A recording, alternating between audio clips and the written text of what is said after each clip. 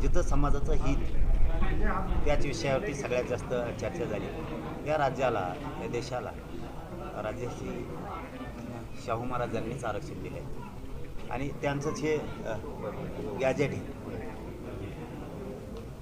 आणि त्यामुळं जर महाराष्ट्रातल्या गोरगरिबांच्या लेकराचं कल्याण होतं आहे तर त्याच गॅजेटेवरती सगळ्यात जास्त आमची चर्चा झाली। आज चांगला योग आहे। श्रीमंत महाराज साहेबांच्या सोबत आम्ही आज खूप वेळ चर्चा केली आणि महाराज साहेबांकडून बी खूप माहिती मिळाली। आरक्षणाच्या बद्दलची, गॅजेटियरच्या संदर्भातली, अनेक कोल्हापूर संस्थांकडे असणाऱ्या पुराव्याच्या संदर्भातली। आता याच्यात महाराज साहेबांनी सांगितल्याप्रमाणे मला तरी असं वाटतं की उपसमितीनं, विखे पाटील साहेब आणि शिंदे समितीनं इथल्या दस्तऐवज तपासणीकडे जास्तीत जास्त लक्ष देणं गरजेचं आहे। मी या प्रेसच्या माध्यमातून पण सांगतो आणि खाजगीसुद्धा मी त्यांना दोघांकडेही ही निरोप देणार आहे की इथला जो कोल्हापूर संस्थांचा दस्तऐवज आहे तो पूर्ण स्वीकारल्याच्या नंतर खूप लाखोमध्ये गोरगरीब मराठा समाजाच्या नोंदी इथं आहेत, त्याच्यामुळं कल्याण होणार आहे आणि आपण ते इथलं कोल्हापूरचं गॅजेटियर पण स्वीकारावं आणि दुसरा आणखीन दस्तऐवज आहे तो पण स्वीकारून त्याच्यात असणाऱ्या कुणबीच्या नोंदी शोधून ते कुणबी प्रमाणपत्र वाटप करावं। दुसरंही याबरोबर असं आहे की इथं 1,40,000 कुणबीच्या नोंदी अगोदरच्या काळात शिंदे समितीनं शोधलेल्या आहेत। त्याचे आत्तापर्यंत 35 ते 30,000 कुणबी प्रमाणपत्र दिले। का दिले कमी याचं उत्तर मला माहीत नाही आहे, म्हणून मी आता पुण्याच्या आयुक्त साहेबांना सुद्धा बोललो आणि तुम्ही इथलची कोल्हापूरची माहिती घेतली का? किती कुणबी नोंदी सापडल्यात, किती प्रमाणपत्र दिलेत, कितीच्या व्हॅलिट्या दिल्यात? आता मला वाटतं त्या बहुतेक आत्ताच बदलल्यात, नवीन आले तर वाटतं पहिले असते तर त्यांना बरीचशी माहिती होती। त्याने सांगितलं आजच्या आज आता ते माहिती घेतो, कारण ते 1,40,000 नोंदी सापडल्यात। त्याचे जरी कुणबी प्रमाणपत्र दिले तरी जवळपास 2.25 लाख मराठा समाज नुसता कोल्हापूर जिल्ह्यातला आरक्षणात जाऊ शकतो। हे उपसमितीनं विशेष करून विखे पाटील साहेबांनी समजून घेणं खूप गरजेचं आहे। आम्ही जे वारंवार तुमच्याशी भांडतोय ना याचं तुम्हाला कळतच नाही आमचं म्हणणं नेमकं काय आहे। आम्ही जे सांगतोय की 58 लाख नोंदी सापडल्यात, त्याचे कुणबी प्रमाणपत्र वाटप करा। तुम्ही नोंदी सापडल्यात आणि त्या तुमच्या घरात नेऊन ठेवल्यात का? त्या गोरगरिबाच्या लेकराच्या भविष्याच्या कामाला आल्या पाहिजेत, कारण ह्या ज्या वेदना आहेत, ही जी तळमळ आहे मराठा समाजाची, त्याच्या नोंदी असून जर तुम्ही देणार नसला तर मग तुम्ही उपसमिती चालवताय, देवेंद्र फडणवीस म्हणून तुम्ही राज्य चालवताय। तुम्ही एक गोष्ट लक्षात घ्या की आमची तळतळ कशात आहे। 58 लाख नोंदी सापडल्या, त्याचे कोणबी प्रमाणपत्र द्या। इथं आल्याच्या नंतर मला माहीत झालं की 1,40,000 नोंदी कोल्हापूर जिल्ह्यात सापडल्या। काय करताय राव तुम्ही? तुम्ही जर 1 लाख नोंदी सापडल्यात, ज्यांचं कधीच काही सापडलं नाही त्यांना आरक्षण पण देऊन बसला आणि आमच्या 1,40,000 नोंदी कोल्हापूर जिल्ह्यात जर एकट्या सापडल्यात आणि त्याचं जर तुम्ही प्रमाणपत्र देत नाही तर किती मोठा अन्याय आहे मराठा समाजावरती। कारण 1,40,000 जर म्हणलं एका घरात 5च धरा तुम्ही, तरी 4 लाखाच्या पेक्षाही जास्त कुणबी प्रमाणपत्र कोल्हापूर जिल्ह्यातल्या मराठ्यांना मिळू शकते। हे माझी विनंती आहे विखे पाटील साहेबाला पण आणि मुख्यमंत्री देवेंद्र फडणवीस साहेबाला सुद्धा। या ज्या नोंदी राज्यभरातल्या सापडल्या आणि आजच्या दिवसापुरतं कोल्हापूरच्या 1,40,000 ज्या नोंदी सापडल्या त्याचे सगळे प्रमाणपत्र 8 दिवसाच्या आत द्यायचे बरं का। 8 दिवसाच्या आत ते प्रमाणपत्र द्यायचे, कारण नोंदी सापडलेल्या ती अजिबात तुम्ही गाफील राहून पाठीमागे ठेवायचं नाही। परत म्हणू नका मी काय बोलायला लागलो। हो, हे गोष्ट खरी आहे की सरकारनं दिलंय म्हणून आम्ही तुमचं कौतुक पण केलंय, करणार सुद्धा आहे। आम्ही दुटप्पी भूमिकेत वागणारे नाही आहेत आणि मी तर अजिबातच नाही, कारण दिलं म्हणल्यावर दिलंच म्हणलं पाहिजे, हे संस्कार आमच्यावरती आहेत। आम्ही तुमची स्तुती करतोय की तुम्ही खूप काही गोष्टी दिल्यात, आताही तुम्ही खूप काही निर्णय घेताय, त्याबद्दल आम्ही तुमचं कौतुक करतोय। पण असं व्हायला नको की पुन्हा रोष आणि चीड निर्माण होईल, असं सरकारने वागू नये। 1,40,000 नोंदी जर कोल्हापूर जिल्ह्यात सापडल्या तर 8 दिवसात त्याचे प्रमाणपत्रच पाहिजे। स्तुतीच करणार पुन्हा आम्ही तुमची इथंच प्रेस घेऊन करणार। तुम्ही असं सगळ्या जिल्ह्यात शोधा, प्रत्येक जिल्ह्यात किती किती सापडल्यात, किती प्रमाणपत्र द्यायचे राहिले, देऊन टाका, सगळ्या लेकरांचं कल्याण होईल ना। आज या कोल्हापूरच्या नगरीतून मी तुम्हाला आवाहन करतो की महाराष्ट्रातल्या ज्या ज्या जिल्ह्यात नोंदी सापडल्यात त्या तातडीने त्याचे कुणबी प्रमाणपत्र वाटप करण्याचं काम मुख्यमंत्री आणि उपसमिती विखे पाटलांनी हातात घ्यावं, ही माझी तुम्हाला विनंती। याच्यानंतर विनंती करणार नाही। तुम्ही मराठ्यांकडून पाठ थोपटून घ्यावी एवढीच माझी अपेक्षा आहे आणि तुम्ही ते घेताल. आणि कोल्हापूरचं गॅजेट घेण्यासाठी तुम्ही शिंदे समितीला सांगा किंवा शिंदे समितीला पाठवा, इथला दस्तावेज सगळा स्वीकारून कोल्हापूरचीही गॅजेटची मंजुरी देऊन त्याची अंमलबजावणी तातडीनं करण्यात आली पाहिजे. 8 दिवसाचा अल्टिमेटम तुम्ही दिलेला आहे. 8 दिवसात नाही जर नोंदी झाल्या तर मात्र पुढची भूमिका काय असेल? ते बघा, 8 दिवस त्याला लागतच नाही. जर मोठा विषय असता मी 8 दिवस कोल्हापूरच्या गॅजेटियरसाठी नाही बोललो, 1,40,000 नोंदी सापडल्या त्याचे प्रमाणपत्र देण्यासाठी बोललोय. कारण त्या तुमच्याकडे अपलोड आहे. नुसतं तहसीलदारला एडीएमला सांगायचं नोंद दे, त्याची प्रमाणपत्र दे. तुम्ही मला सांगितलं ना, हे थांबरे मागचे, तुम्ही मला सांगितलंय ना की आम्ही गावागावात शिबिर राबवलं. विखे पाटील साहेब, प्रसाद लाड साहेब आणि मुख्यमंत्र्यांनी सांगितलं गावापर्यंत निरोप चालले जातात. हैदराबाद गॅजेटियरनुसार कसं प्रमाणपत्र काढायचं, याचा अर्थ राज्यात तुम्ही यंत्रणा उभी केली. मग कोल्हापूरमध्ये तुम्ही एका 5 मिनिटात सांगू शकता. फोन लावला की प्रत्येकाला माहीत होतं, याचा अर्थ असा. तुम्ही प्रत्येक गावात सांगू शकता तुझी नोंद निघाली, अर्ज कर. 1,40,000 नोंदी सापडल्यात कोल्हापूरच्या कलेक्टरांकडे असतील, एनआयसीवर उपलब्ध असतील, नसल्या तर तुमच्या एडीएमकडे असतील. तुम्ही सांगा याची नोंद सापडली, तू अर्ज कर. 8 दिवस खूप झाले. पण या नोंदी जे प्रसिद्ध केल्या त्यामध्ये सुद्धा भोंगळ कारभार पाहायला मिळतोय. एका गावाच्या नोंदी दुसऱ्या गावामध्ये प्रसिद्ध केल्या, त्यामुळे 3 वर्ष झालं त्या कोणालाच लाभ मिळत नाही. त्या गावकऱ्यांना मिळत नाही ना या गावकऱ्यांना मिळत नाही. मी ते पण सांगतो, आता त्यांना पण सांगितलंय की ते मोडी लिपीच्या वाचकात एखाद्या वेळेस बदल होतो. म्हणजे हे गावचं ते गाव पण दाखवलं जातं. इथल्या स्थानिकच्या सगळ्या मोडी लिपी अभ्यासकाला, इथल्या तज्ज्ञाला सरकारनं एक पत्र द्यावं की इथले जे मोडी लिपी अभ्यासक आहेत, इथले फारसीचे आहेत, इथले उर्दूचे अभ्यासक आहेत आणि काही तज्ज्ञ आहेत, यांच्यासाठी एक पत्र द्यावं की तुम्ही सुद्धा दस्तावेज शोधून वाक्य बरोबर करू शकता. कारण मोडी लिपीत एखाद्या दिवस लचं ल होतं, रचं ड का असं पण होतं प्रकार ते वाचण्यात.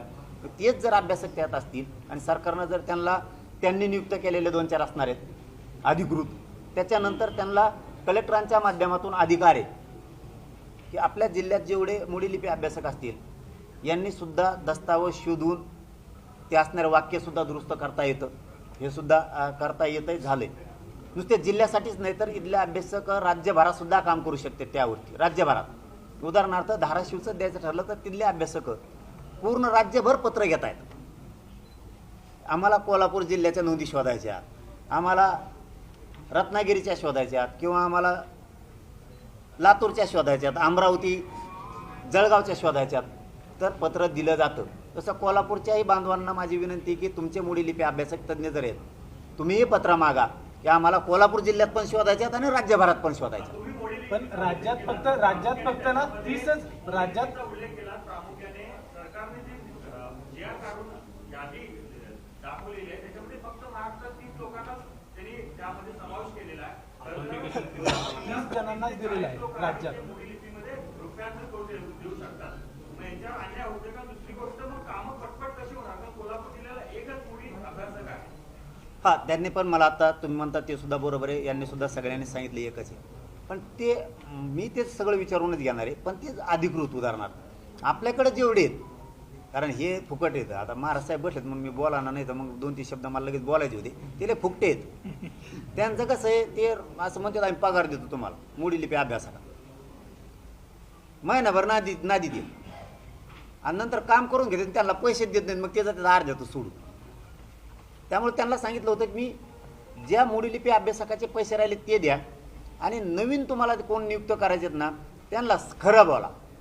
एक तर सांगा तुला पगार देणार आहे म्हणले तर द्या, आणि तुम्ही देणार ना त्याला सांगतो समाजासाठी काम करते, फुकट तरी करेन, तुम्ही नादी लावू नका. म्हणून आता त्यांनी जर 30 घेतलेत, आपण त्याच्यात आणखीन वाढ करायला लावू. आणि असं पण काम करता येतं. आपल्याला जर समाजाचं हित साधायचं, आपल्याला जर काहीतरी करून दाखवायचं या जीवनात येऊन, तर मोडीलिपी अभ्यासक तज्ज्ञ पत्र घेऊन सुद्धा समाज हितासाठी दस्तावेज शोधू शकतोय. आमच्याकडे शोधले, इकडे सुद्धा मी तशी प्रक्रिया करून देतो. हे शब्द आहे, इकडं प्रक्रिया करून. केलेलं आहे. अनेक जण आपल्या द्यायला तयार आहेत त्याच्यामध्ये लिखाणांतर करून, पण तहसीलदार असतील किंवा प्रांताधिकारी ते दाखले मान्य करायला तयार नाही, कारण ते यादीवर नाही आहेत. कुठल्या यादीवर? अधिकृत शासनाच्या अधिकृत यादीवर नसल्यामुळे त्यांची अडचण निर्माण होते. राज्यात 30च असल्यामुळे तो प्रॉब्लेम होतो. हा तो प्रॉब्लेम होत असेल ते मान्य केला, वाढू म्हणलं आपण, ते तर वाढूच. पण जी अडचण येते म्हणताय ना तुम्ही, मोडी लिपी अभ्यासकांना जर भाषांतर करून दिलं असेल तर असं का, मला नाही वाटत अडचण असेल. तसं एखादं उदाहरण असलं सांगा काय. विशिष्ट मोडी लिपीकडनंच ते घ्यायचं असा GR आहे. हा हा बरोबर बरोबर. एक माणूस अख्ख्या जिल्ह्याचं कसं करणार? हा, आलं लक्षात माझ्या आता ते म्हणताय ते लक्षात आलं की त्यांनी एकच दिलाय आणि ते एक पुरू शकणार नाहीये सगळीकडे. असा त्यांनी GR काढलाय की एका जिल्ह्याला 2 किंवा 1 तर तो पूर्ण जिल्ह्याला पुरू शकत नाही. ती संख्या 100% वाढू. मला असं वाटलं की दुसरे त्यांचं असं म्हणणं होतं की भाषांतर केल्याच्या नंतर तहसीलदार घेत नाही, असा प्रकारच नाही. एकाकडून कुठपर्यंत जाईल हेच ना, ते वाढू. दादा, या संदर्भात आम्ही निवेदन आपल्याला दिलेलं आहे. 30 लोकांचीच नियुक्ती केली हो, आहे. तर कोणाला कार्यालयात, कुठल्याही कार्यालयात घेतलं जात नाही. आम्ही संपूर्ण कोल्हापूर जिल्ह्याचे सगळे आता ही नोंदी शोधण्याचं काम आमच्या सगळ्या संघटनेच्या लोकांनी केलंय. प्रेस होणार एकदा हे आपलं, तुम्ही मुली लिपी अभ्यासक आणि मी आंदोलक दोघांच भाषण चालायचं बरोबर बी. आपण मला यांची प्रेस होते, आपण याच्यावरती निवांत बोलू, अभ्यासक वाढवायला लावतो. हा साहेब, मोडी लिपीकांचा त्या पगाराचा तुम्ही उल्लेख करा. मग दुसऱ्या बाजूला सारथी असू दे, अण्णासाहेब पाटील महामंडळ असू दे, ते सुद्धा कुठंतरी मागे पडताना पाहायला मिळतात. अनेक मुलांचे हप्ते मिळत नाहीत, कर्जबाजारी मुलं झाल्याचं पाहायला मिळते. मी या पवित्र नगरीतून आणि भूमीतून शब्द दिलाय आणि पाठीमागं सुद्धा दिलाय. मी ते बंद नाही पडत आहे. सांगायचं नव्हतं पण तरी सांगतो या ठिकाणी. नरेंद्र पाटील साहेबच मला एकदा पुण्यात येऊन भेटले होते, सांगितलं होतं महामंडळ बंद पाडलं, मला पण संपवलं, महामंडळ वाचव. मी त्यांच्या समक्ष ते कबूल करून घेतलं होतं की महामंडळ बंद करायचं नाही. सरकारनं सांगितलं होतं बंद करणार नाही, नंतर ते मोडकळीच आणलं होतं. हे नरेंद्र पाटील साहेबांना सुद्धा माहिती आहे. आणि आता थोडं थोडं करून काय ना, निधी वाढून ते पूर्व पदावर 100% आणणार. मी बंद मात्र सारथी सुद्धा आणि महामंडळ सुद्धा नाही होत देणार. जवळ जीवात जीव आहे तोवर मी लढत राहणार. कारण ती स्थापन करण्यासाठी राजेंना किती त्रास घ्यावा लागला होता स्थापन करण्यासाठी, ते किती आंदोलनं करावे लागले होते. आणि त्या वस्तू बंद नाही पडू शकत, कधीच पडणार नाहीत. आणि त्या संस्था बंदही पडू देणार नाहीत. निधीसुद्धा वाढता घ्यायचं. प्रत्येक बैठकीत आमचे त्यांना सांगणं आहे. नसेल तर मी प्रचंड मोठं आंदोलन करेन, तेवढंच माझ्या हातात आहे. जर तसा काय अंदाज दिसला तर आंदोलन राज्यात यांचं फिरणं बंद, आपला आणि आपण ते करू शकतो. दादा तुम्ही आगे बढो, तुमची एक मागणी होती मराठा मंत्रिमंडळ स्थापन करण्याविषयी, काय नेमकं त्याची आता पाठपुरावा? मराठा आणि कुणबी स्वतंत्र मंत्रालय असणं हे आवश्यक आहे. समाजाच्या असणाऱ्या अडीअडचणी, समस्या त्यातून आपल्याला सोडवता येतात. एवढा मोठा समाज असून सुद्धा किती दिवस त्याने दारोदारी एक कागद घेऊन फाईल घेऊन हिंडायचं. त्यापेक्षा त्याचं स्वतःचं स्वतंत्र जर मंत्रालय असलं तर त्यांना त्यांच्या आर्थिक बजेटपासून तर त्यांच्या बांधापर्यंतच्या समस्या हे सोडवण्यासाठी हक्काचं व्यासपीठ त्यांचं स्वतंत्र मंत्रालय होईल. ते मी लावून धरलं आहे. त्याच्यात मुख्यमंत्र्यांनी सांगितलं आहे की आम्ही मान्यता दिली, खरं ते सांगतो आहे बरं का, आम्ही मान्यता दिली. मराठा आणि कुणबी मंत्रालय स्थापन करायला मान्यता दिली. त्याला सेपरेट सचिव दिला जाईल, जिल्हाधिकारी स्तरावरती सेपरेट कक्ष पण दिला जाईल. फक्त आता ही आचारसंहिता काहीतरी आहे, त्यामुळे ते म्हणले आम्हाला अधिकृत घोषणा म्हणजे ते मंजुरीची करता आली नाही. मान्यता मात्र आम्ही सगळ्यांनी बैठक घेऊन दिली. कारण ही मराठा समाजासाठी खूप चांगली गोष्ट आहे की स्वतंत्र मंत्रालय स्थापन होतं आहे म्हणल्याच्या नंतर खूप समस्या अडीअडचणी त्या माध्यमातून सुटणार आहेत. जेवढे अभ्यासक तज्ज्ञ आहेत यांना कळतं आहे माझ्या शब्दाचा अर्थ काय. मला जरी नाही इतकं सांगता आलं तरी ते स्वतंत्र मंत्रालय झाल्यामुळं खूप समाजाच्या अडीअडचणी सुटणार आहेत. मला वाटतं आता ही आचारसंहिता संपली की त्याची घोषणा होईल. तरी मी त्यांना म्हणलो होतं बरं का की तुम्ही म्हणता घोषणा करायला मंजुरी करायला आचारसंहिता आहे आणि मग शेतकऱ्याचा GR काढत दिवशी आचारसंहिता नव्हती का. ते म्हणले नका काढ बोलू राव, पण आता करतो तर आम्ही पण नको लई बॉम्बली होईन आचारसंहिता आहे. ठीक आहे म्हणलं, काय 70 वर्ष नव्हतं, मग काय फरक पडला म्हणलं बघू आता 7-8 दिवसांनी काढा देतील. कॅबिनेट बैठक वगैरे होणार आहे का? त्याशिवाय मंत्रालयाचा निर्णय होऊ शकत नाही. भाऊ ते काला अनुषय का कधी होणार आहे काय माहिती? हे आचारसंहिता आता 17 संपून होते 2-3 दिवसांनी दम धरून आपण दोघं बितोघं वाट बघू. तुम्हाला टेन्शन ना घेतो, मी आणतोच, मी सोडित नाही आणला कशात, मी सोडणार नाही. काल आपण पंढरपुरात होता, रोहित पवारांना आपण सल्ला दिला होता, सरकार जर चर्चेला तयार असेल तर तुम्ही चर्चेसाठी जा, आंदोलन करून माझ्या तब्येतीचं जे झालं तसंच होणार आहे. तर त्यांनी तुमचा सल्ला कदाचित मान्य आंदोलन मागे घेतलेलं आहे. कसं पाहता याकडे सरकार दखल घेईल असं वाटतं तुम्हाला? आणि माझा सल्ला मान्य करावा इतका मी ही पण नाही आहे की आपला केलाच पाहिजे. मी माझी फक्त भावना सांगितली होती की बाबा उपोषणानं लय हाल होते. मग खरंच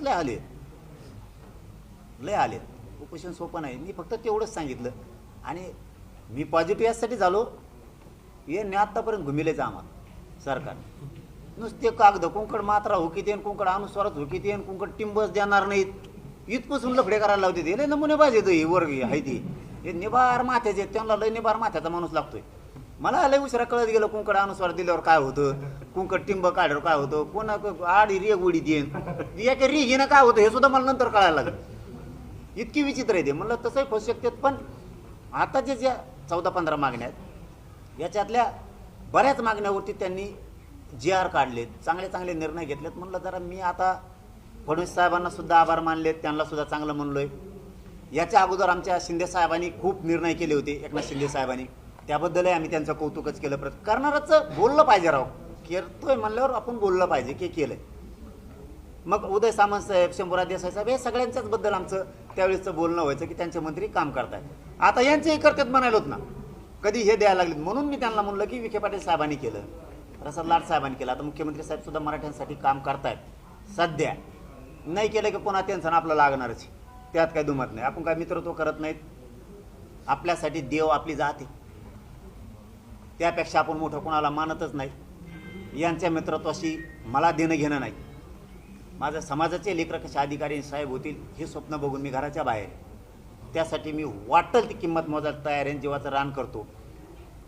मी मात्र त्यांच्यावरती सध्या विश्वास ठेवलाय तुम्ही पण ठेवा एवढंच त्यांना म्हणलो होतं. कारण भरणे मामा त्यांना काहीतरी म्हणले होते 22 तारखेला सरकारकडून चर्चा होणार आहे कर्जमाफी संदर्भात. रोहित पवार असं म्हणाले की जे जे आंदोलनस्थळी आले होते त्या सर्वांना घेऊन मी तिकडे जाणार आहे. तुम्ही जाणार आहात का रोहित पवार यांच्यासोबत मुख्यमंत्र्यांना किंवा त्या बैठकीत चर्चा करायला कर्जमाफी संदर्भात? आणि त्याला जोडूनच प्रश्न तुम्ही दसरा मेळाव्यामध्ये पण तुमच्या शेती प्रश्नावरती भर दिला होता आणि सरकारला सुद्धा काही मागण्या त्या ठेवल्या होत्या. सरकार ते मागण्या पूर्ण करते सकारात्मक शेतकऱ्यांच्या बाबतीत दिसतंय तुम्हाला? नाही अजिबात नाही. मला माझं सकारात्मक बघणं वेगळं आहे आणि बाकीच्यांचं कसं आहे मला नाही. माझं म्हणणं आहे संपूर्ण कर्जमुक्ती करा. डोक्याला त्रासच ठेवू नका. 1500 कमी केले 1300 केले लाडक्या बहिणीला दी 1500 रुपये इकडं कर्जाचा डोंगर तसा ठेवला. आता लाडक्या बहिणी अपात्र केल्यात बऱ्याच तसंच हे खेळ खंडू वाचतोय हे सोपं नाही. कर्ज हे मी नाही जाणार आपल्याला पण आपल्या इकडे बाजावर असतं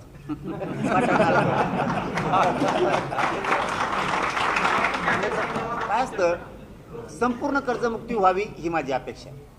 कायम एकदा बाजूला काढा त्याला आणि शेतीमालाला दुप्पट भाव द्या. कधीच कर्ज शेतकरी तुम्हाला मागणार नाही कधी आत्महत्या पण होणार नाही. एकदा मुक्ती करा कर्जाची पूर्ण कर्जमुक्ती आणि मालाला भाव वाढा काहीच होऊ शकत नाही. जसं की आता ते एक अधिकाऱ्यांनी आता मुंडे साहेबांनी सुरू केला बघा दणका धरकीमध्ये कोचेव त्यांनी काय व्हायला लागलं दुधाला भाव यायला लागला. शेतकऱ्या मी काही दिवसांना असे दिवस येऊ नये जर त्यांना आता 2-3 वर्ष जर त्याच जागा ठेवलं ना त्या मोठ्या मोठ्या दुधाच्या कंपन्यावाल्यांनी हे कोण आहेत का भेसळ करणारे आणि शेतकऱ्याच्या घरी जाऊन दूध देतो पावशे खरंच नाही दारात जाऊन दूध विकण्यापेक्षा यांच्याकडे मान यायला बसले इतका भाव पण वाढत आणि असे अधिकारी ठुले पाहिजेत. मी कालही सांगितलं बदली करू नका त्यांची. फडणवीस साहेबांना सुद्धा सांगितलंय दोनही उपमुख्यमंत्र्यांची बदली करू नका जरा राहू द्या थोड्या दिवस आणि मजा येणारे शेतकऱ्याचे भाव वाढते आणि तुम्ही बदली करू नका नाही मागा लागेल बरं का तुम्हाला सांगतो मी जर का बदली केली एक तर असे अधिकारी भेटत नाहीत. एखादा अर्धात नाम रुपाला येतोय चांगला. आता एक पत्रकार बांधून प्रश्न विचारला यांच्यासारखंच अधिकाऱ्यांनी काम केलं पाहिजे का तुम्हाला वाटतं? आता नाही तणकुडून करते त्यांच्यासारखे सगळे तसे असल्यावर तो राज्य कसं धोरणात चालेल ना. कोल्हापूर गॅजेट संदर्भात आपल्या चर्चा झाली काय मागणी होते काय 4 तारखेला परत मराठवाड्यापासून आंदोलनाला सुरुवात करणार आहे. आपला पाठिंबा असणार आहे का त्या आंदोलनात? शेतकरी काही एकट्या मराठवाड्यात सगळ्या राज्यात येत नाही. येईल एक पचका झाला राव. पश्चिम महाराष्ट्रात आंदोलन सुरू असलं का पश्चिम महाराष्ट्र सुरू आहे तुम्ही जाता का? विदर्भात सुरू असलं का तुम्ही जाणार आहेत का? आपण एक संघच राहणं गरजेचं राज्यभरात. आंदोलन शेतकऱ्यासाठी कुठं तयार होऊ शेतकरी बापच त्याच्यासाठी आपण झुंजलंच पाहिजे. कुठंही आंदोलन कुणाचं असू दे मी जाणार. ते शेतकऱ्यांसाठी राष्ट्रवादीनं उभा करू द्या काँग्रेसने करू द्या ते शिवसेनेनं करू द्या त्या भाजपने करू द्या कोणी करू द्या आपण जाणार. ते इथल्या शक्तीपीठच्या आंदोलनाला तुमचा पाठिंबा असणार आहे का? शेतकऱ्यांनीच उभा केलेलं आंदोलन आहे. हा, माझ्याकडे त्या दिवशी मला वाटतं प्रवीण भाई का कोणतरी आलते. हां, त्या दिवशी आले होते. पाठिंबा नसणार आहे असं होऊ शकत नाही म्हणून. मी उलट त्यांना म्हणलो होतो, मी बोलू का सरकारशी, ते थांबा म्हणले. मला नसता मी सांगणार होतो की जा तुम्ही ते बदलून घ्या. तिकडचा बदलला कोपरा, पलीकडचा सगळा. मला वाटतं धाराशिवपासून ते अमरावतीपर्यंतचा का यवतमाळपर्यंतचा बदलला आहे. सांगतो म्हणलं मी. आपली थोडी सांगायची भाषा थोडी उलटी सुलटी आहे, पण काम होतं बुवा शेतकऱ्याचं. मग काय भाषाच तरी काय करत तुम्हाला? नाही, मग हे सगळ्याला म्हणावं लागेल. हे बघा, मला नाही बोलता येत यार ते तसलं. तुमच्या दुगत टिकलो नाही मी मीडियाच्या बांधवा. तुम्हाला मी खोटं बोलत नाही, काहीच नाही. असं नसतं होत. मग तुम्हाला शक्तीपीठ मार्ग पाहिजेच नाही ना, त्या टोकापासून ह्या टोकापासून म्हणा चायला ते कसं करतात मी बघतो. अर्धे म्हणतात होऊन दे, ज्याला पैसे नोटा मिळायला लागले ते म्हणतो होऊन दे, आणि ज्याला नोटा कमी मिळायला लागले ते म्हणतो जाऊ दे पलीकडून कोपरण ढकली दे. हे असलं मग मला नाही आवडत. तुम्ही ह्या टोकात त्या टोकाला म्हणा नाही, आणि त्याला नुसता रस्ता करून दाखव म्हणा, मग दाखव. या तुम्ही सगळेजण या टोकापासून त्या टोकापर्यंत सांगा शक्तीपीठ महामार्ग नको, दगड बी टाकून देत नाही त्यांना.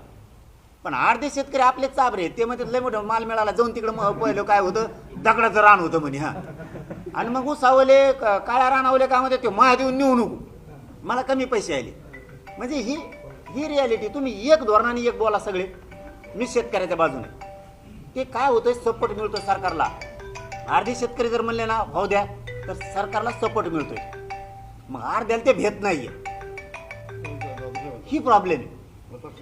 आपण सगळे एक जेवण शेतकरी म्हणून म्हणा, मी होऊन देत नाही शब्द आहे आपला. तुम्हाला कोल्हापूर गॅझेट संदर्भात आपली चर्चा झाली, काय बारकावे होते, काय निर्णय असणार आहे? कोल्हापूर गॅझेटियर मध्ये कुणबी दाखवले, त्याच्यावरती अभ्यास करावा लागणार. मला वाटतं 1901ची जनगणना सांगते की 3,84,000 त्यावेळेस कुणबी आहेत कोल्हापूरमध्ये. अरे कोल्हापूरमध्ये एक पण घर राहू शकत नाही. कोल्हापूरचं गॅझेटियर आणि जनगणना जर स्वीकारली, एक पण घर नाही राहू शकत, एक पण. आणि ते आता उद्यापासून तुम्हाला महाराज साहेब, तुम्हाला सगळ्याच कोल्हापूरकरांना येईल, उद्यापासून कोल्हापूर गॅझेटचं काम ते सुरू करणार. चळवळ तरी सुरू होणार त्यांची. आयुक्तांना सांगणार, कलेक्टरांना सांगणार की गॅझेट आपल्याकडे घ्या, अभ्यासाला घ्या.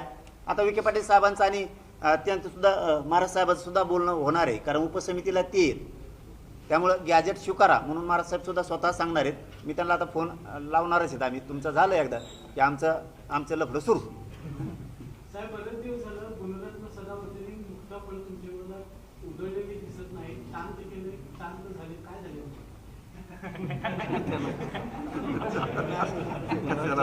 कसल्याचे नाव घ्या आपलं, दुसरं चला पुढं घ्या. चर्चा सविस्तरपणे झाली का? कारण ज्यावेळी काही दिवसापूर्वी जरांगे पाटील साहेबांनी आंदोलन सुरू केलं होतं त्यावेळी काहीशी नाराजी तुम्ही व्यक्त केली होती की नाराज नाही, नाराजी देखील त्यांनी बोलावं, आम्हाला तुझा सगळं कळावं एवढंच मी म्हटलं होतं. आणखी ते आता ह्या ट्रिपमुळे सगळं आता कळालंच आहे ते काय चाललंय काय नाही. नेहमीच आता समन्वय राहील.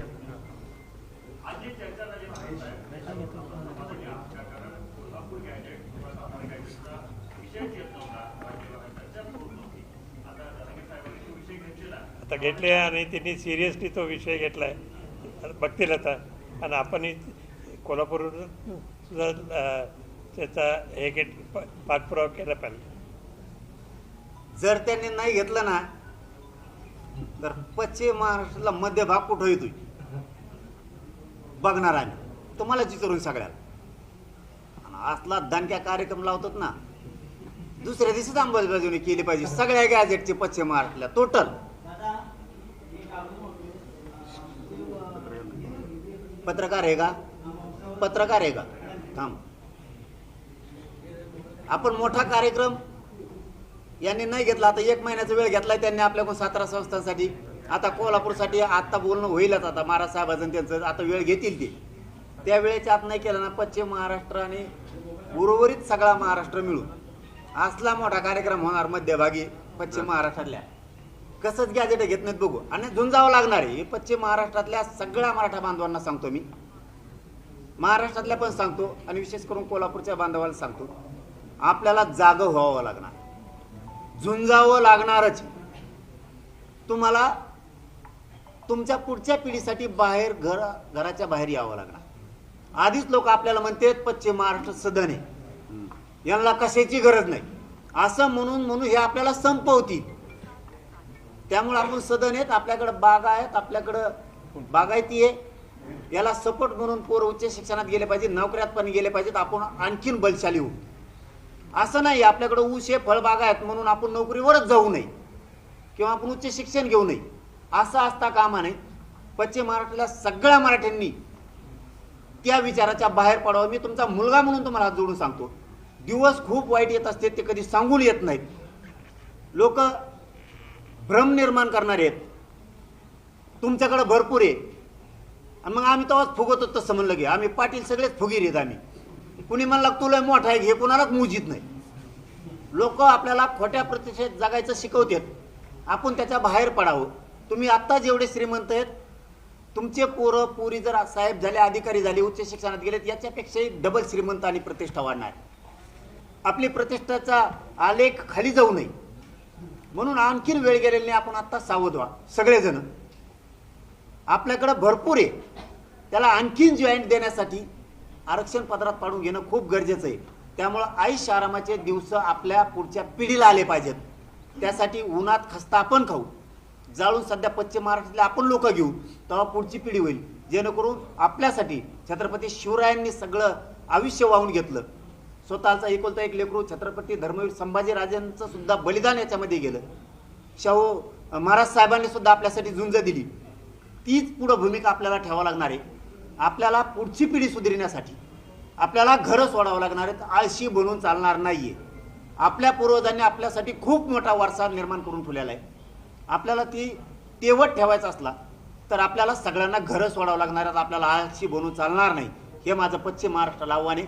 ज्या दिवशी आव्हान केलं जाईल, पश्चिम महाराष्ट्राच्या मध्यभागी कार्यक्रम सभा होणार आहे, त्या दिवशी पश्चिम महाराष्ट्रातला माय माऊलीचा एक बी मराठा घरी नाही पाहिजे. कारण कल्याण तुम्हाला तुमच्या लेकराच्या आयुष्याचं करायचं हे लक्षात ठेवा.